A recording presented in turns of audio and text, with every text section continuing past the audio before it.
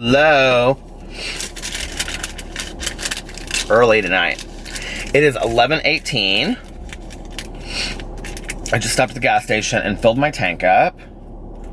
And then I got a fountain pop. I feel like my fountain pop days are coming to an end here soon.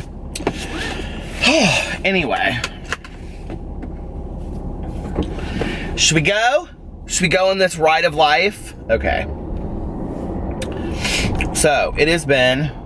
Lighting is so bad tonight in here. What's the problem? I'm getting my hair cut on Friday. So, it just looks so horrible, doesn't it? There's my thumbnail. Oh, I'm not going to even look at myself. It doesn't really matter. Most people just listen to these anyway. They don't watch them. Do you guys watch them or do you listen to them? What a day! My Lord!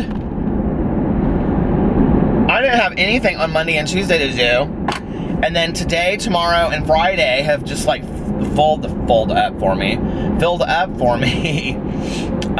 Today I had 2 meetings for 2 different projects. I was in my office. One got out early, so I went home. I had to get up early this morning, film my video. And then, because I was like, I'm getting my videos up. I work a real job, I'm getting my videos up. So I filmed my video for my drama channel this morning, and then I started it was too long, so I had to render it on iMovie. And then I went to my office, and then I came home, and then I started uploading it, and I ran to the post office, and then I had to mail a bunch of shit out. Stuff. I had to mail a bunch of stuff out. That's when you don't want to cuss. And so anyway, I did that, ran back to my office for my second appointment, and had that, got out of there at 5, came home, made my Peterisms video, took the dogs outside, fed the dogs, and then made my booktube video, got all that uploaded. Alex came home while I was showering and getting ready, and we were at his Christmas party by 7 p.m. And yeah, and we had fun. We went to this Verde. It's a Mexican restaurant. It's like in a suburb north of here, where Alex and I both grew up. It's called Carmel, Indiana. Anyway, it's like Carmel, California, but it's pronounced Carmel. So anyway, people used to say when I was in high school, they would be like, there's Carmel by the sea and Carmel by the corn.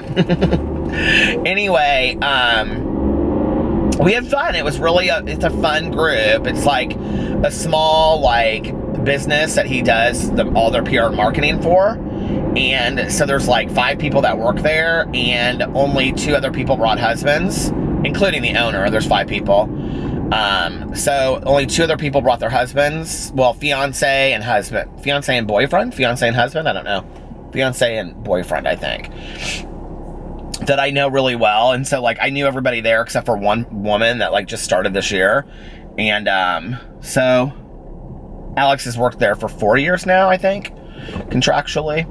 And it was good. We had a really good time. We got there at 7 and we stayed until 10. So it was fun. We stayed till they closed it down. And then we came home, and Alex was like, I'm so ready to go to bed, but his best friend was calling. His best friend is flying in to visit her family for Christmas. And she's some pretty serious medical issues, and so they were having a conversation, and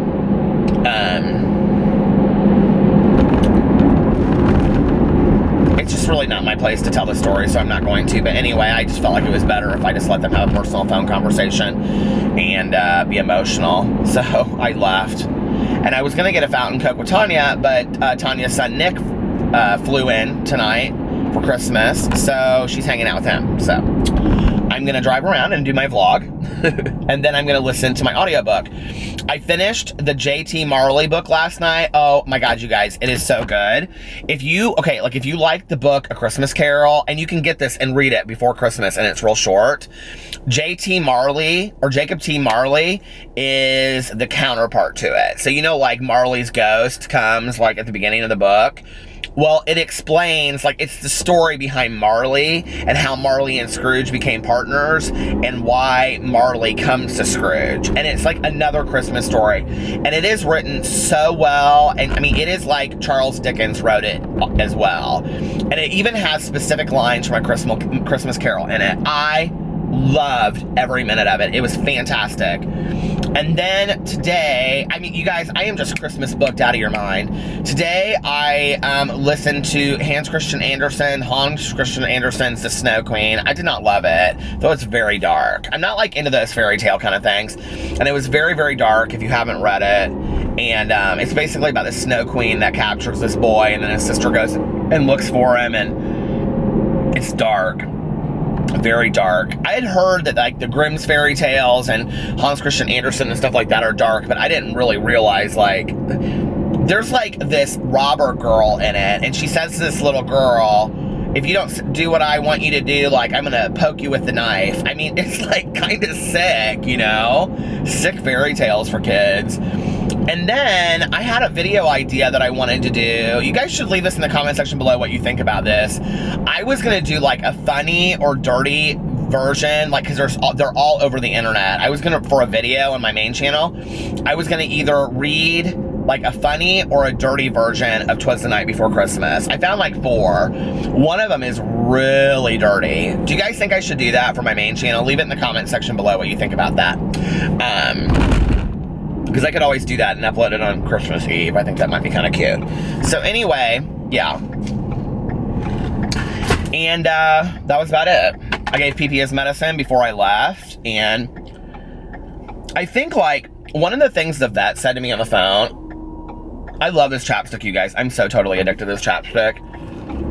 He's in a hurry over there. This Silky Lips, I put it on like constantly. So anyway, I just totally forgot what I was gonna say. Somebody texted me.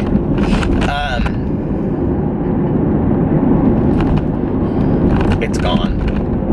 You guys are like, that's what so sucks about doing this like on video, because you guys know exactly what I was just about to talk about and I totally forgot. And you guys can't shout it back at me and go, lizards or something, you know?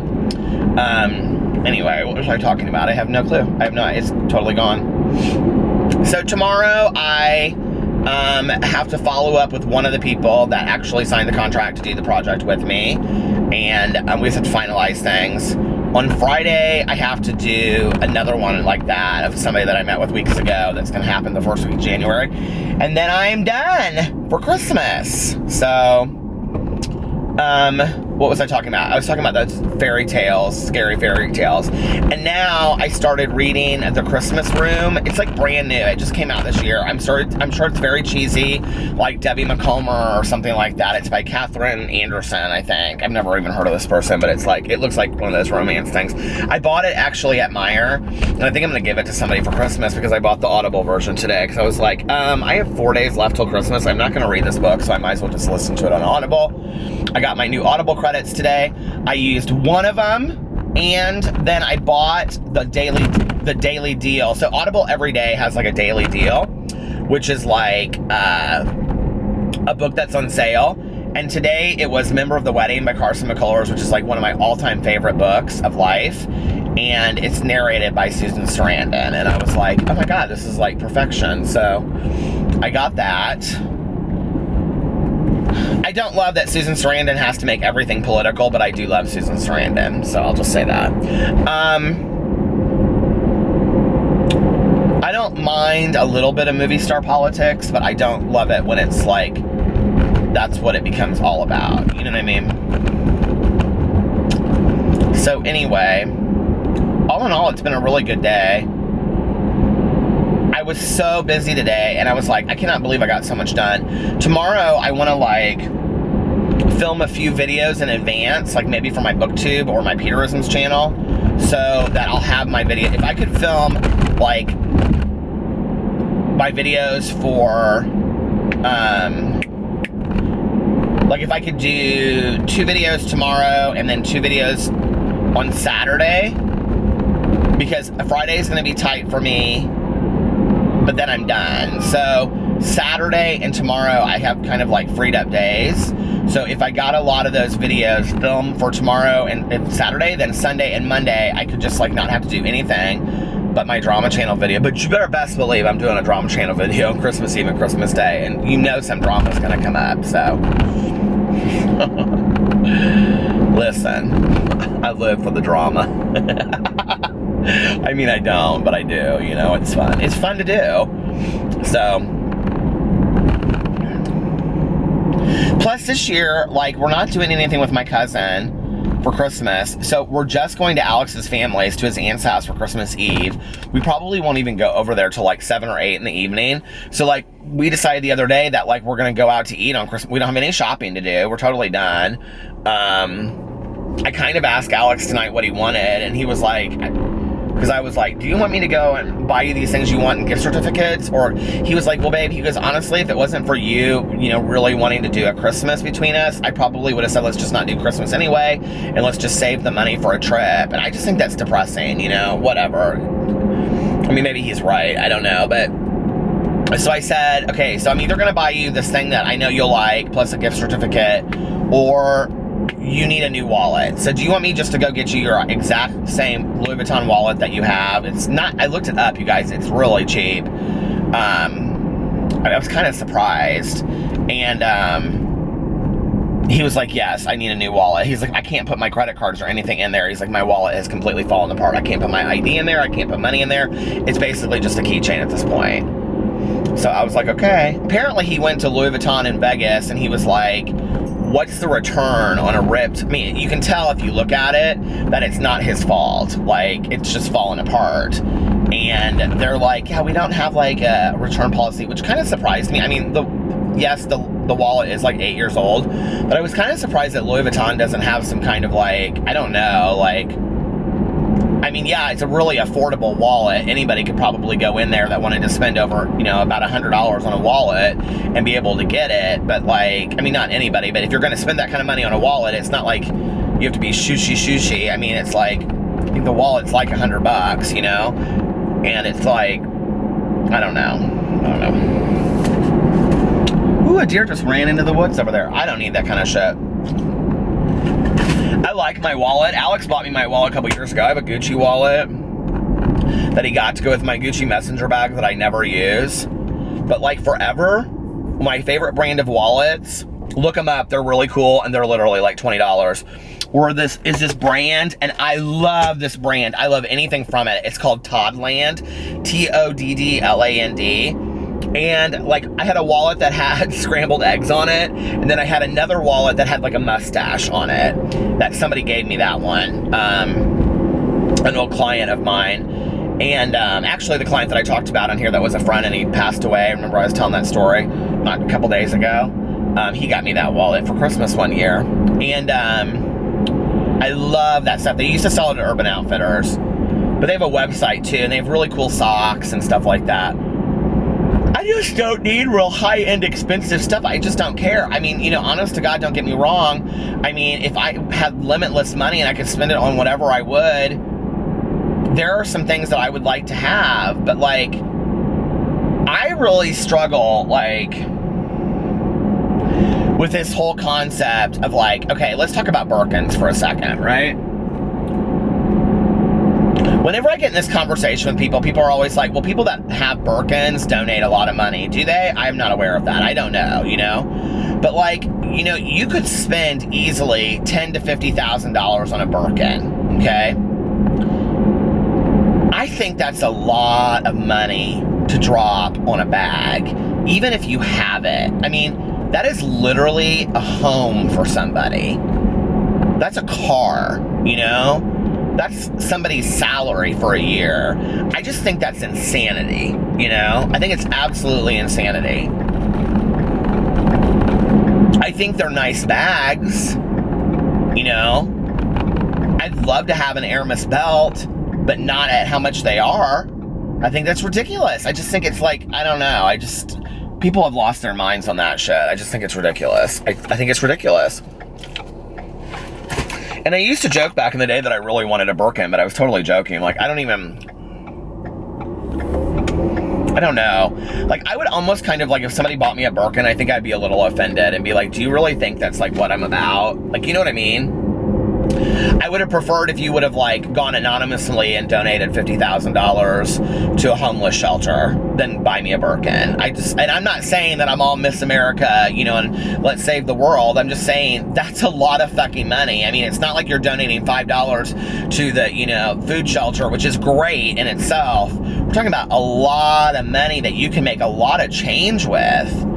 You know, and then people say, well, I work really hard, I deserve it. You know, okay, who deserves a $10,000, $20,000, $30,000 purse? Then we get into the area of entitlement, of what does a human being deserve? So because you live in the United States, or because you live in London or France or somewhere, you know, or, you know, I don't know, wherever you live, Venezuela, let's say, although, listen, it's bad there right now, but let's just say, you know, because you live in the United States and you're able to like grow up in, you know, middle class America and go to a good school and go get a job where you're getting paid, you know, $200 a year, and you're single and you're like, hey, I want a $10,000 purse and I can afford it because I'm paying all my other bills. Does that mean you deserve it? Does that mean you deserve it more than the person that grew up with two parents that died to AIDS because of whatever reasons? They've been orphaned by AIDS and, you know, in some third world country, and they can't even get clean water or food? Like, where do we get this whole idea of entitlement and I deserve it, or, you know, I work hard, I deserve it? Like, that comment to me, when people make that, I think is so very telling about people. And you know, and the thing is that I would be a liar if I sat here and I said I haven't said things like that in my life, and I absolutely have. You know, like, oh, we're going on a 10-day trip, but I work very hard, I deserve it. Really, Peter? Do you really deserve that? You know, like, and my perspective has really changed a lot, you know? And,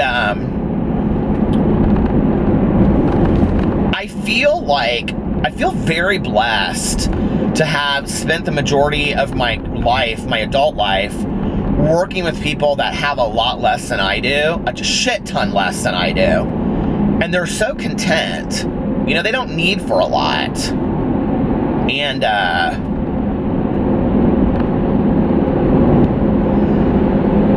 really wish I could get there, you know, all the time. You know, on the heels of just talking about buying my husband a Louis Vuitton wallet, it's like, okay, what's the difference then between that and a Birkin? Is there really? I mean, is there really? That's a meal for somebody, $150. It's a meal. You know, it's a car payment. That's a, you know, so no, it's not really any different. The same conversation's the same. And, you know, I've gotten more in that way. Now, I will say, like, Alex still likes nice things, but neither one of us are extravagant in like buying and having to have all of those things. I mean, we're pretty cheap when it comes to shit like that. We really are, you know? And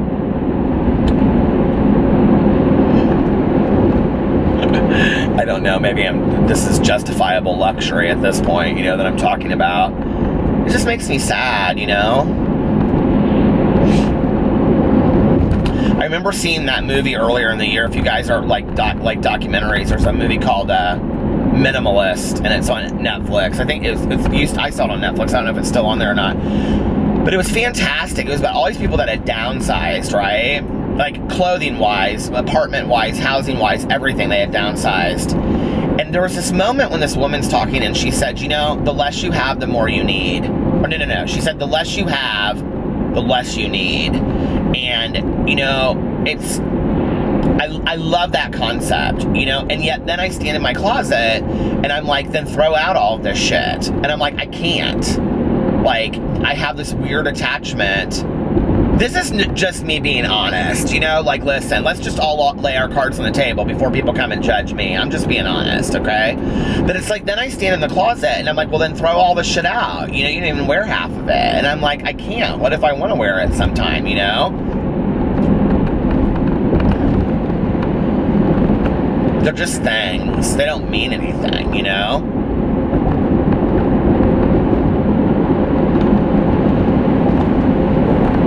I bought this sweater at the Abercrombie outlet when we went to, and those Sperry shoes when we went to shopping on Black Friday. I've literally worn that and those Joe's Jeans blue pants and that blue sweater and my new wingtips I've literally worn that outfit to every Christmas party I've gone to this year. I said to Alex tonight, I said, this is kind of casual, isn't it? He goes, it's real casual. I said, do you care if I wear it? He's like, no, babe, I think it's a cute outfit. You look good in it. I was like, all right, I'm wearing it. It's comfortable. I said, who knew that the sweater that I got at Abercrombie that doesn't like fat people, their stuff is made for skinny people. I said, who knew that this is what I was going to wear all holiday season for every party? Basically, all the pictures look like I'm at the same party at this point. But I just don't need a lot, you know? Like, we just don't.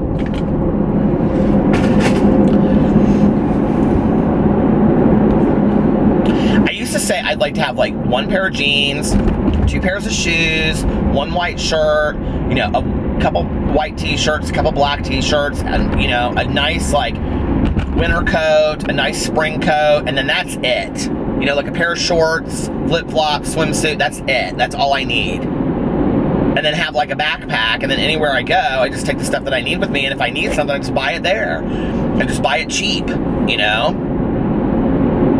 But yet, every time I pack, I take some huge-ass suitcase. What is going on here? People all sitting way out on the road. Because, you know, I feel like I have to have things. I need options when I, you know. It was like Alex has now gotten down to a science that, like, when we travel or when he travels, he has a duffel bag that he takes, and then he has a backpack. And that's it. And that could be for 7 days or 2 days. That's what he takes. And he's got it down to a science. He never, like, and it's not a huge duffel bag or backpack either. It's a backpack that sits underneath his feet in the plane, and the duffel bag is like this big and fits up. And like, I checked my bag last time, and he was like, this is just such a waste of time, and, you know, blah, blah, blah, blah, whatever. And he was like, you know, you think of yourself as like this world traveler, but then you like, I used to travel a lot. I don't travel as much anymore. I'm hoping 2018 changes that, but he was like, you know, like, do you think you could just get it down to like a backpack or something? So I don't know. I'm going to have to figure that out.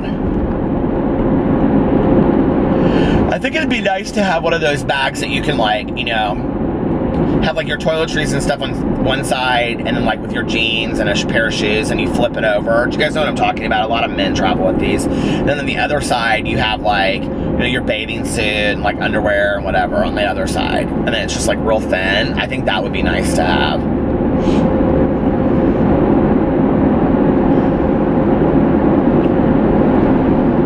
I don't know.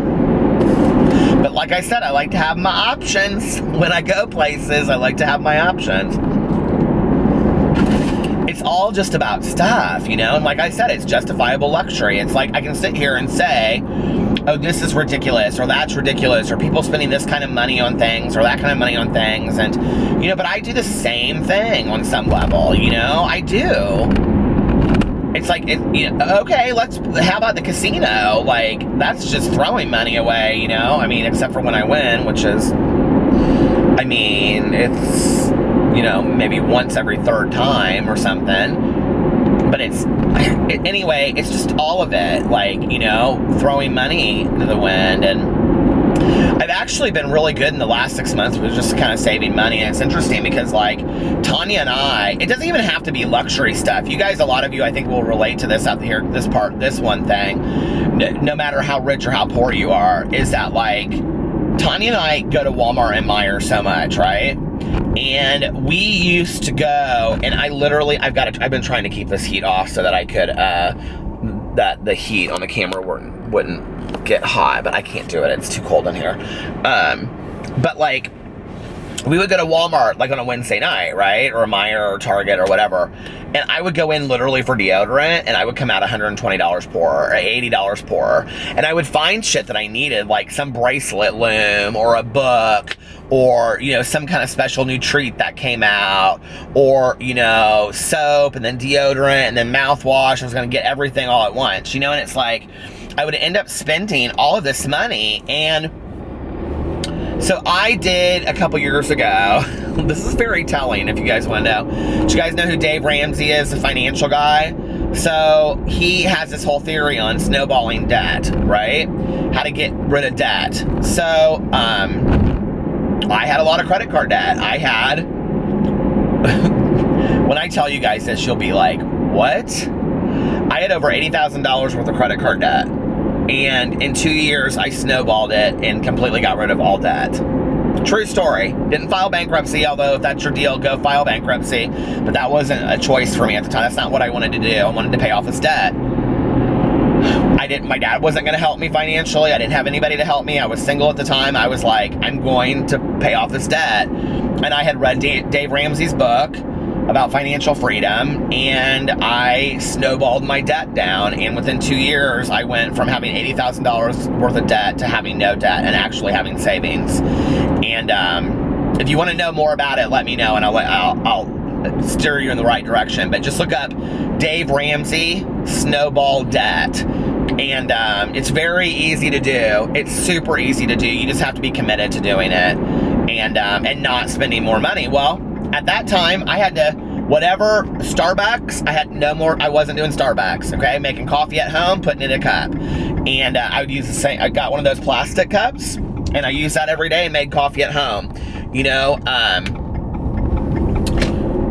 mean, I do things now that I would never have done that, like drive around at night, or like buy Audible books. Like I would have, I was library, and some of those things, like, you know, I still could save money on, but out of convenience, I do them, you know, or like audiobooks from the library, or so anyway, one night, Tanya and I were in Walmart, and she said, you know what, I just realized, and I was like, what? And she goes, you don't ever spend any money at Walmart or Meijer anymore. And I go, what do you mean? And she goes, because she's the same way as I used to be. I mean, she still is. We go in there and she spends, you know, $120, $80, whatever.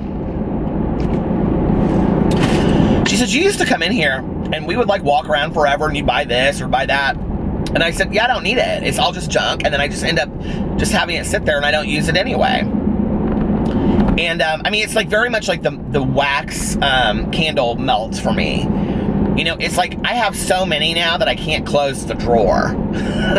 Maybe I need to use them before I buy any more. You know what I mean? Yes, they're only $1.99 or $2.99, but that maybe I need to use them. You know, before. But then I think like, oh, well, I'm going to want this scent, or they're all basically the same scents anyway. So, but I just made a decision that I was going to stop doing that. I made a decision that I was going to stop buying new clothes until I lost weight. And so since we know that that hasn't happened, you know, I just stopped deliberately spending money. Alex and I made a commitment that we weren't going to go out to eat, but once a week or twice a week at max. And then we would split the meals. He'd buy one and I would buy the other. Alex and I made a conscious decision, you know. We would go to Applebee's where it was 2 for $20, you know. We didn't need to go to Cheesecake Factory where it was $60 a meal, you know. Or if we went someplace, we would split an entree because we don't eat a whole entree anyway. So to save money, we would split an entree. We started doing things smart with money. We started seeing things smart with money. And, you know, so I don't know. It's hard, you know, it's like, I think about those things that I want sometimes, and I think, what is it about it, like, that would make you feel so much better in the grand scheme of things, you know? Because it's not just some joke that there are kids starving in the world, like, there legit are kids starving in the world, right? So, for me to rationalize that, I have to kind of put it off over here and be like, yeah, but like I have a very good, here, I'm going to stop this for a second. I'll tell a story when I come back because I'm almost right at 30 minutes. So I'll be right back. Okay. So I had this friend of mine who's actually my publisher, and very, very cool woman. We had met at a fashion show in Indianapolis. And she was a fashion merchandising student at Indiana University, and then she had graduated, and she was working in like management retail. And when I met her, I was like, I met her through another friend, and I was like, she's just so different and so cool. And I said, she was getting ready to leave, and she'd sold everything that she owned. I can't remember where she was going. I think it was Nigeria, but I could be wrong. And she was like working with indigenous women in a certain area, and she had started this company. And what she was doing was she was going to like teach them how to build a business, okay? So that they could have like business rights, things like that. How to like put a business together.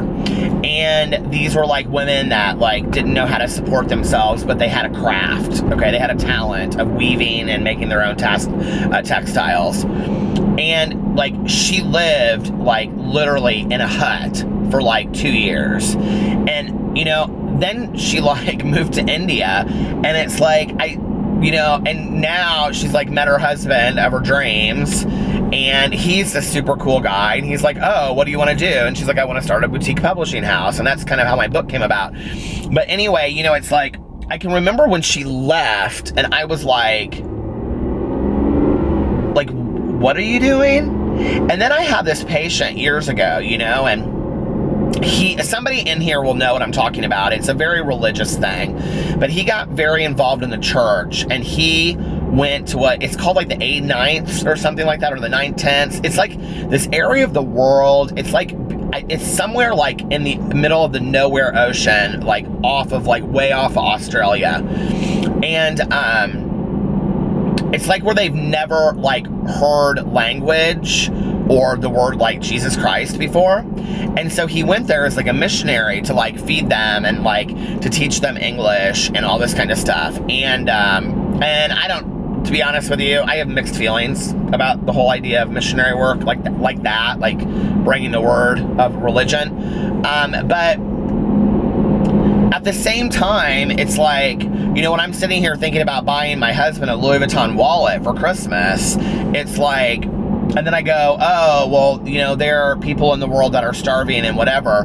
Like, I know people, not through people, not books I've read, not stories I've heard. Like, I know people that have actually gone and like, you know, sacrificed what they're doing and material gain to go be part of the world and give back. And it's like, you know, I think a lot of us think to ourselves like, oh, I should be grateful.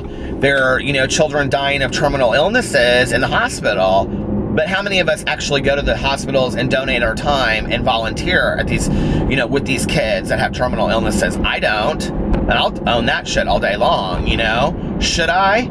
Yeah, I should. You know, and going into 2018, I want to be more action and less talk. You know, I want to start, you know, donating my time. Money is great, and I've said this on here before. Money is great, but time is priceless, you know? To sit with somebody that's elderly, that has no family, you know, in a nursing home, or, I don't know. I just think that, you know, there's so much that we could do, and maybe I'd feel a little less,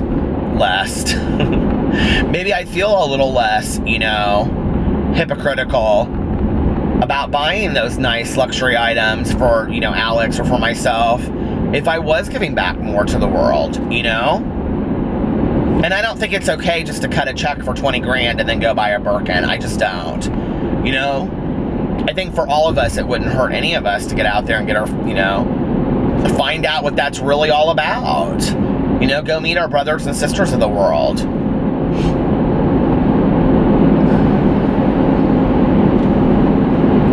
For a long time, I wanted to go into AmeriCorps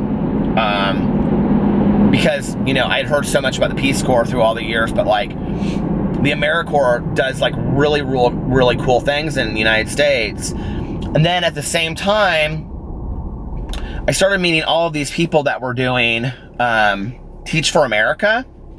Which, man, it's hard to get into that program now. I mean, they're like full a lot. Do you guys know what Teach for America is? I've met so many people that have graduated from college. That was me scratching myself. I've met so many people that graduated from college and went and worked for Teach for America, for inner city schools or Appalachian schools and things like that. I mean, I don't know that straight out of college you could have put my ass in the middle of Appalachia to like teach to like 8 kids. You know what I'm saying? Like, I don't know. Like, that's where I say like, oh yeah, like I'm talk, but do I put action to my words? And I need to go do more of that stuff, you know? I don't know. I just want to, I want to be less about that. You know, I want to be more about making changes in the world for the positive and being part of that, you know, part of that energy cycle that's positive, you know. I want to be more of that. And you know, Alex and I were having a conversation tonight on the way to this Christmas party about like gifts are great, but they don't really mean anything anymore. You know, it's like you get to a point where it's like there isn't really anything you want, there isn't really anything you need. I don't need anything. I don't want for anything. You know, am I making $1 million a year? No, but there's not really a lot that I need. There's not really anything that I want. And we were talking about what like the real meaning of Christmas, you know, past like the religious meaning, obviously, but like, you know, it's really all about giving and love.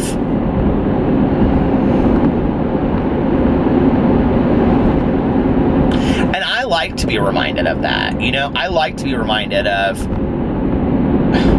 I should be so grateful for the life that I've been given.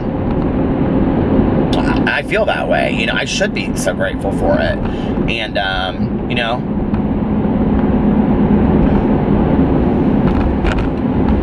because my life could look a lot different. I remember when I worked in treatment, there was this woman that I worked with, and kids would say things to her, like if they didn't get a home pass or whatever, they would say, you know, that's not fair, you're not fair, whatever, and she would always look at him, and she would say, it was like this older woman, she was awesome, and she'd say, you would not want life to be fair. You know what I mean? Life being fair might look like you not having a limb, or, you know, you living somewhere where you have to fight for water every day, or disease is common with everybody, you know, or there is no food to eat. You know, what does fair look like? Well, fair is a perspective, depending on where you stand.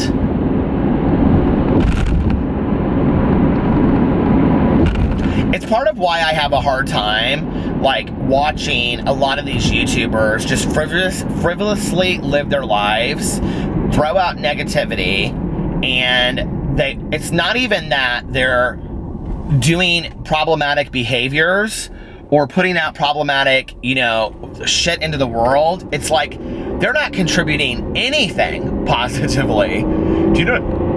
Nothing, except for maybe a laugh that's based on some sad kind of reality. So, I don't know. I think we could all use a wake-up call. I know I could.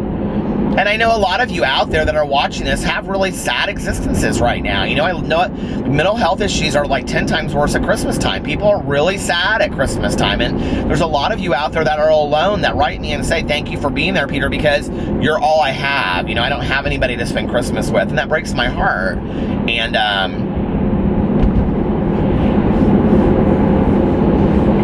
I just feel very blessed tonight. My life could be so much worse, you know?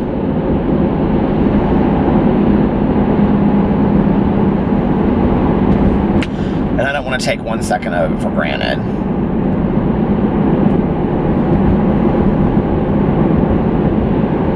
Well, all right, I think I'm going to get off here now.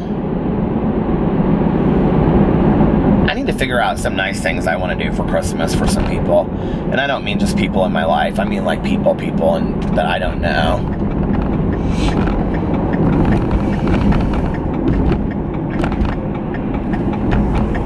I want to pick like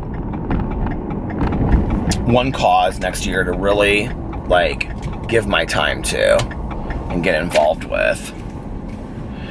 A couple of years ago, I had started like getting involved in what was I gonna say? The local LGBTQ plus teen program here, and you had to go through this like extensive like training. And I started it, but then like my life got so busy at that time that I couldn't go through the trainings because the trainings were like in the evenings, and so I didn't follow up with it, but I still continue to get like the emails all the time. And every time I like an email saying like, oh, we need like chaperones for like the LGBTQ plus prom, or you know, and every time, or the Christmas party or the sleepover or whatever, like they do these like lock-ins, you know. And obviously you guys know that's an issue that I feel rather strongly about, and every time I get those emails I always think, okay, is this a sign? Like, is this what I'm supposed to be doing? Because I very much live my life that way, like looking for signs, you know, like, okay, Peter, is this a wake-up call? Like, get your ass in there, stop thinking about yourself and do something good for somebody else. Maybe that's the one I need to do this next year. Probably. So anyway, happier stories tomorrow. Christmas stories. Christmas stories. All right, I love you guys, and I will talk to you later. Bye.